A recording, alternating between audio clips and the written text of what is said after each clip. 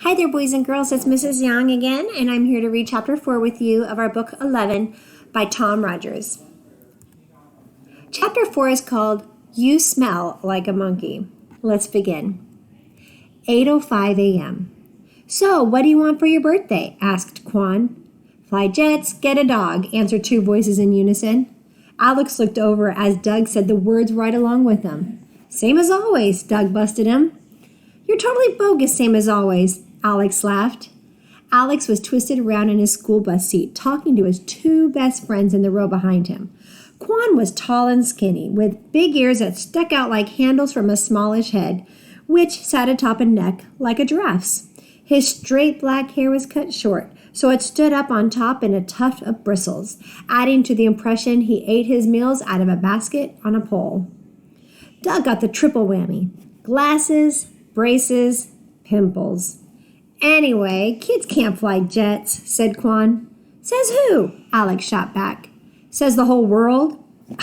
I can land an FA-18 Hornet on the back of an aircraft carrier in 30-foot seas, Quan and Doug said in unison. They'd heard it 1,000 times. Newsflash, it's a video game, said Doug. Newsflash, you're still bogus, Alex replied. Douglas, turn around. Douglas and Alex both snapped their heads up.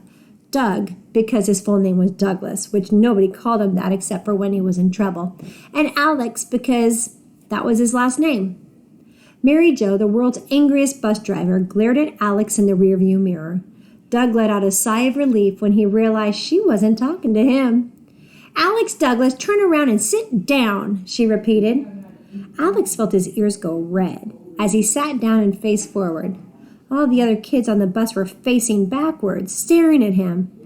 Why didn't she tell them to turn around? Some birthday, he thought.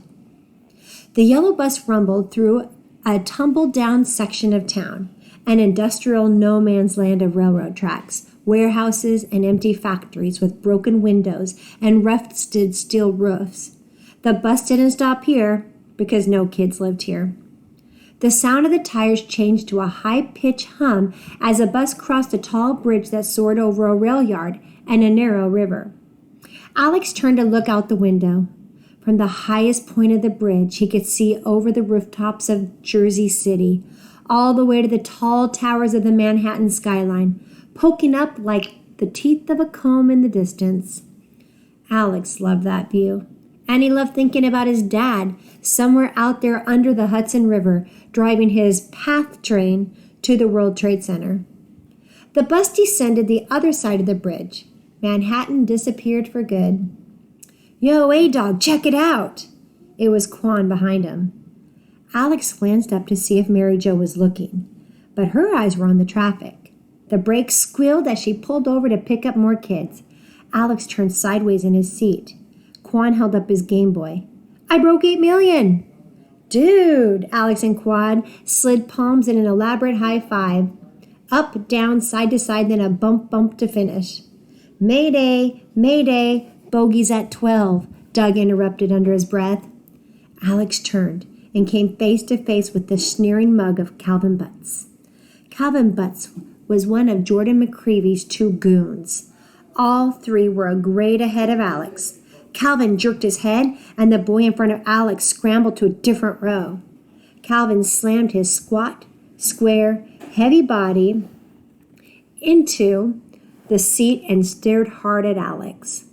A second kid threw himself into the seat beside Calvin, took one look at Alex, and let out a creepy laugh. He laughed backwards, exhaling in a raspy pant, and then making long, wheezy, squeaking yelps while he inhaled. This was Deemer. If he had a second name, nobody knew it. Deemer never said anything. He just wore a sick, pasted-on grin all the time like some kind of crazy clown. But they didn't worry Alex. The real trouble was coming right down the aisle. Jordan McCreevy. Unlike Calvin and Deemer, who advertised their weirdness from 100 yards away, Jordan kept his face so empty that the emptiness alone was menacing. With Calvin and Deemer, you knew what was coming. But Jordan's meanness could sneak up on you. That made him 100 times more dangerous. As Jordan made his way to the rear of the bus, kids shrank back in their seats, hoping to be passed over this day. He worked his way steadily down the aisle, never once looking at Alex.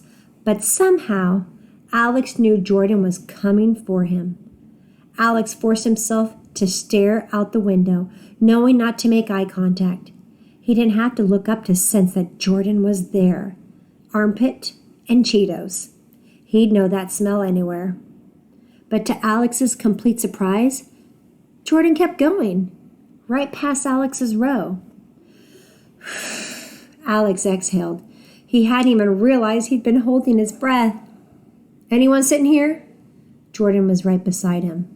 Without waiting for an answer, Jordan started to flop down on the empty seat. Alex barely managed to snatch the box of cupcakes off the seat and onto his lap. Jordan pointed at the bakery box. "Birthday?" His voice was even, almost friendly.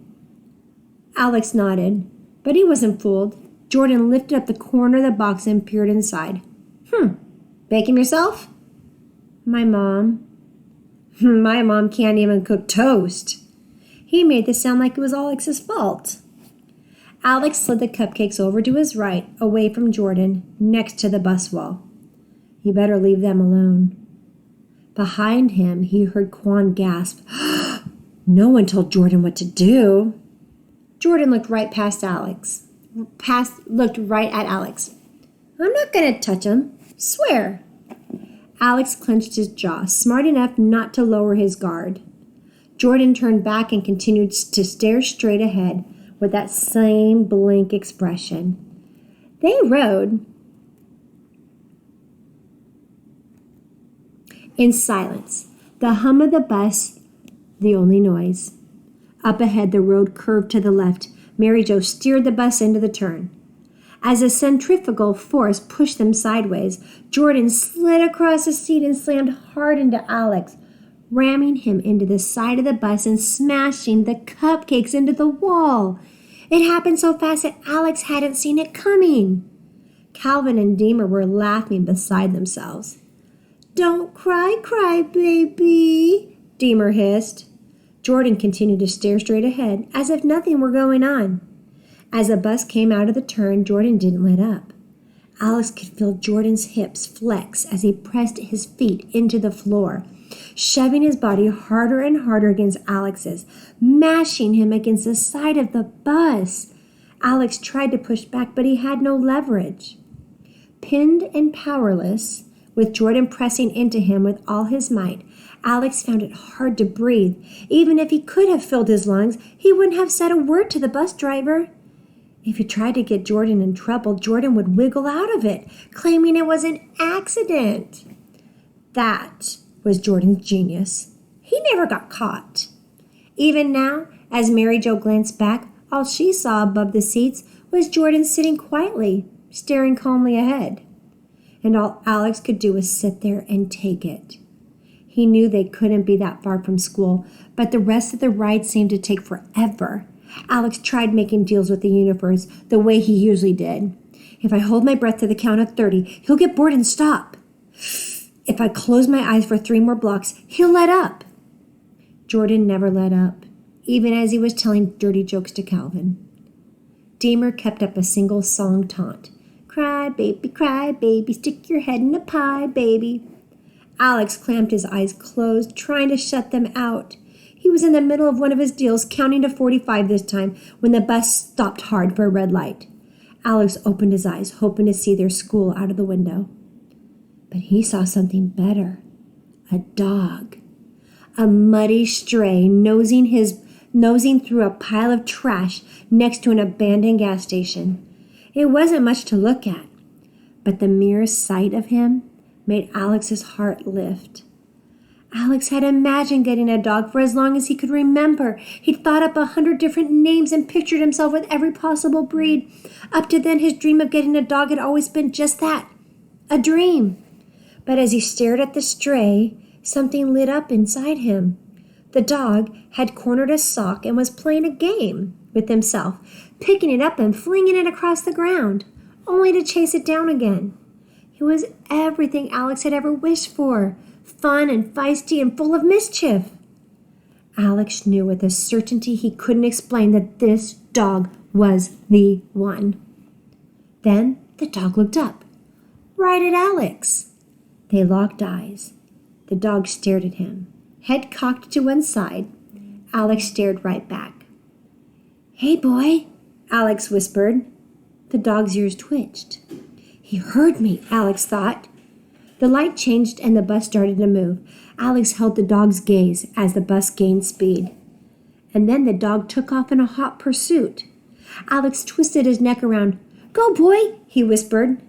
Miraculously, the dog started to gain on them. He was only half a block back when suddenly the bus turned a corner and the dog disappeared.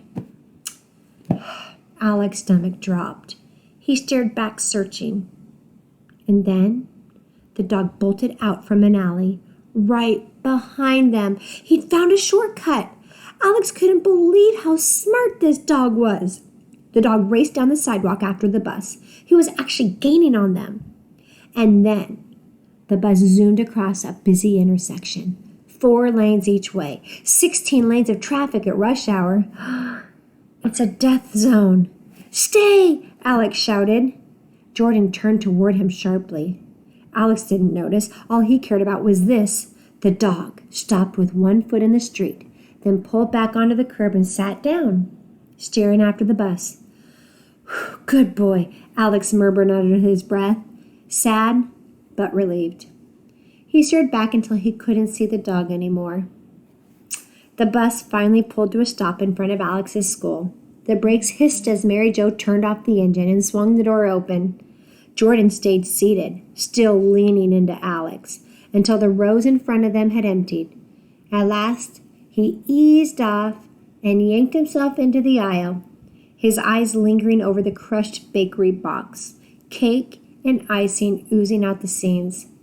Then they flicked back to Alex. "Happy birthday," he said. Wow, that was really a chapter about seeing what a bully could do to somebody who's a victim or a target. As we can see based on our bully lessons, Alex is the target, and we know that it seems to me like Jordan is the bully because this is something that's happened more than once. We also can identify his sidekicks, the two people that are that they like to encourage the bully. Okay, so as we read this story throughout the rest of the book, we're going to see how Alex deals with his bully situation, and we're going to see how the bully behaves, and let's see if he gets better. We'll find out. All right, we'll pick up with chapter 5 next time. Have a great night. Bye.